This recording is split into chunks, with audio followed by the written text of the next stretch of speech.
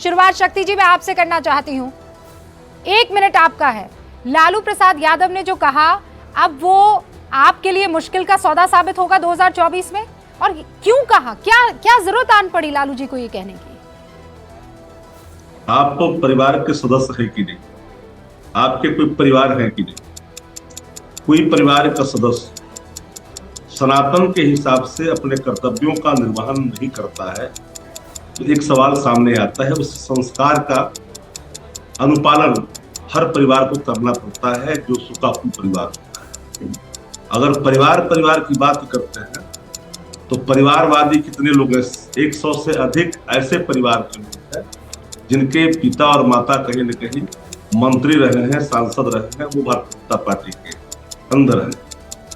आप दूसरे पर आपको मिर्ची लग रही है। कल की सफलता, विश्वास जताया बिहार की जनता ने जन विश्वास रैली में। अब इनको थोड़ी सी तो फिसलन होगी, इनकी जो जमीन है वो खिसकती दिख रही है। वो बिहार आए थे आदरणीय प्रधानमंत्री जी भी, 8000 कुर्सियां लगी थी, वह भी खाली रह गई। दिक्कत तो है, सामने खड़ा है।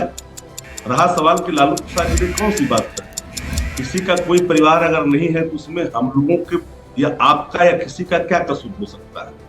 पूरा परिवार देश का, हर व्यक्ति का पूरा परिवार। शक्ति सिंह यादव साहब वो तो ये कह रहे हैं कि पूरा देश मेरा परिवार है। ऐसा कहने के लिए माता चाहिए ना। आपका परिवार देश नहीं है, मेरा परिवार भी देश है। हाँ, तो बस ये कहने के लिए माता चाहिए। वो कह रहे हैं कि आप अपने परिवार के लिए काम करते हैं, मैं देश मेरा परिवार है, मैं परिवार के लिए काम करता हूँ। कौन सा रूबिका जी? कितने दल आपके गठबंधन है, घटक दल है और भाजपा में है, वो लोग तो बोलते नहीं है जो आपके साथ जुड़े हुए हैं। नलिन जी, परेशानी आपको कहाँ है? जवाब दीजिए। तो आपको वही है जो कल की सक्सेस से आप लोग विचलित हो गए। अच्छा, एक सेकंड, हाँ, बात सुन शक्ति जी सुनिए ना, क्योंकि इस शो में एक मिनट का मैं मौका देती हूँ। आप बड़े अरसे के बाद यहाँ पर आए हैं। मैं ये सुनिए ना, निर्माता के साथ सुन रहे थे। हाँ, हमने जो बातें कही वो पूरी तौर पर करना चाह रहे हैं। इस देश का परिवार अगर महंगाई की चक्की में पीछे तो सवाल खड़े नहीं होंगे क्या? किसान, नौजवान अगर यहाँ पर आपको किसने इनकार किया है ये सवाल पूछने के लिए? किसी ने मना किया? आप किसी ने रोका है शक्ति जी आपको? आप किसानों की आवाज नहीं बुलंद करेंगे तो कौन करेगा? बेरोजगार की आवाज आप बुलंद नहीं करेंगे तो कौन करेगा? लेकिन क्या देश के पीएम को गाली देकर ये काम करेंगे? उनके माँ के निधन पर आप इस तरीके से कटाक्ष कसेंगे? वो शख्स जो देश का काम कर रहा है, माँ के देहांत के बावजूद आप ऐसे मजाक उड़ाएंगे उसका? नहीं, हम तो पूछ रहे हैं, गर्लफ्रेंड अच्छा शब्द है क्या? विधवा अच्छा शब्द है क्या? अरे अरसा हो गया है, उसके बाद का कुछ लाइए ना। उसके बाद प्रधानमंत्री 2014 के बाद नलिन जी, बिहार के डीएनए को गाली दिया कितने दिन हो गए? ओके, नीतीश कुमार जी को कितना अपमानित अरे किया? जिनके लिए बोला वो तो अब चले गए ना दोबारा उनके पास। नलिन कोहली जी, अब 1 मिनट आपका। ओके शक्ति जी, एक मिनट में दे दूं, उसके बाद डिबेट ओपन करूंगी। नलिन कोहली जी, सीधा आरोप आप पर ये लगा रहे हैं कि परिवार नहीं है और आप पूरे देश को परिवार बना रहे हैं। ये तो केवल आरजेडी से ही ऐसा एक बयान आ सकता था। किसी की गुजरी हुई माताजी के ऊपर में इस प्रकार का बयान देना, मुझे लगता है किसी को भी शोभा नहीं देता।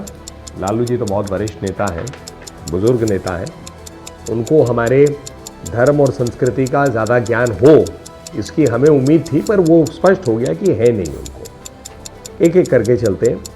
मोदी जी के नेतृत्व की क्षमता के सामने विफल हो गई है पूरे विपक्षी दल, और मोदी जी की सरकार के काम जो उन्होंने किए 10 साल में, उसके सामने इनके पास कोई जवाब नहीं है, ना कोई विकल्प है। इसीलिए लगातार विपक्ष के नेता चुन चुन के मोदी जी को व्यक्तिगत गाली देते हैं या उनके परिवार को घसीट के ले आते हैं।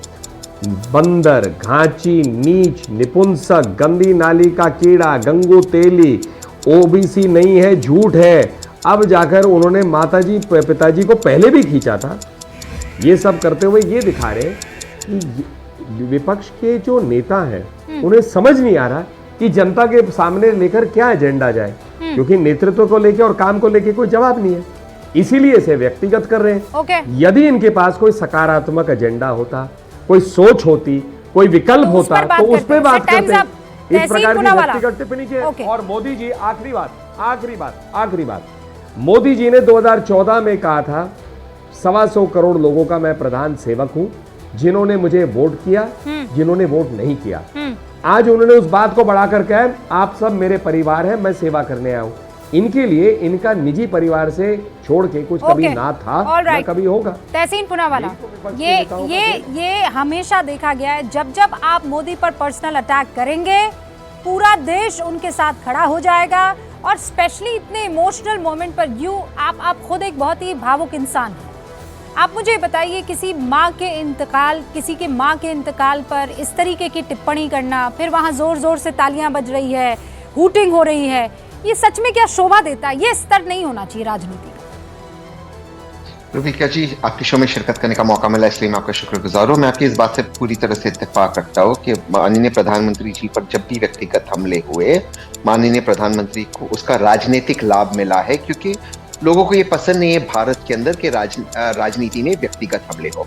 जब स्वयं माननीय प्रधानमंत्री ने ये गलती की ममता जी के बारे में, जब उन्होंने दीदी कहा या सोनिया जी के बारे में, उनको उसका नुकसान हुआ है और वो उनसे फिर उन टिप्पणियों से भी बचे हैं।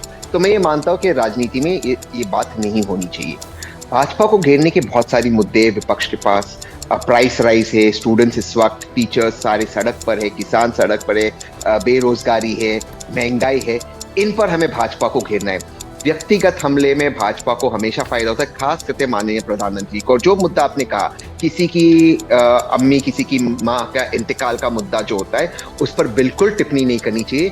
प्रधानमंत्री जी की जो मम्मी है, वो देश की तरह एक बुजुर्ग व्यक्ति थी, उनका इंतकाल हो गया, एक इमोशनल अटैच होता है, उस पर व्यक्तिगत टिप्पणी करना मुझे लगता है बड़े नेताओं को शोभा नहीं देता। एक लास्ट चीज मैं कहते अपनी बात को समाप्त करूंगा, कोई अपनी बाल को कैसे रखता है, किस तरह के लास्ट राइट्स करता है अपनी माँ के लिए, वो मुझे लगता है पॉलिटिकल मुद्दा ना ही देशवासियों का मुद्दा है। मैं ये कहता हूँ क्योंकि मैं भाजपा का विरोधी हूँ, लेकिन मैं चाहता हूँ कि विपक्ष जीते, तो इन मुद्दों में नहीं गिरना चाहिए, भाजपा को सही मुद्दों पे गिरना चाहिए। नहीं, पर आपकी बात सच में कोई सीरियसली अगर लेता तो अब तक तो बहुत सारे और राज्यों पर पकड़ कांग्रेस की और विपक्षियों की हो चुकी होती।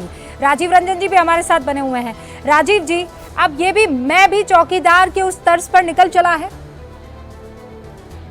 देखिए, ये कहीं ना कहीं अपने गोलपोस्ट में खुद गोल करने का काम लालू जी ने किया है, और राजनीतिक तौर पर इतने सीनियर पॉलिटिशियंस से हिंदुत्व के पीठ पर आप नरेंद्र मोदी जी को ललकारें, मुझे लगता है ये आपके लिए आत्मघाती कदम हो। दूसरी तरफ विमर्श की गरिमा को लेकर सबको चिंता करनी चाहिए।